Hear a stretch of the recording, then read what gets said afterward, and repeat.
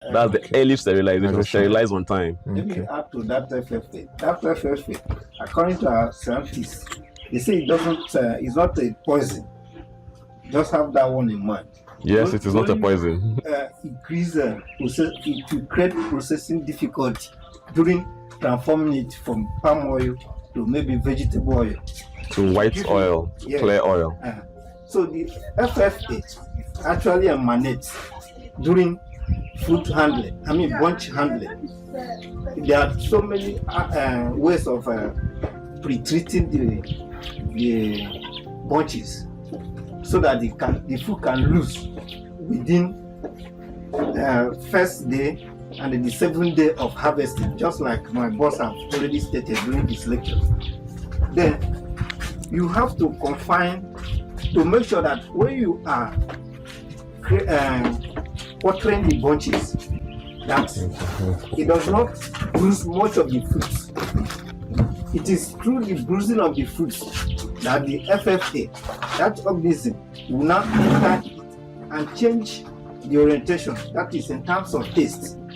That is where it picked it, FFA in the first place. Now, and that is FFA comes in at the beginning and at the end. And that place is the clarifier. Are you getting it? Yes, sir. So that's where FFA can emanate. But when you are able to stop it at these stages of processing, then you can store your oil for over 2 years. At least, just like he told you, we have had one that is approaching 2 years. Yes. Now, and they still maintain the same standard. For the issue of caking, it's not really caking.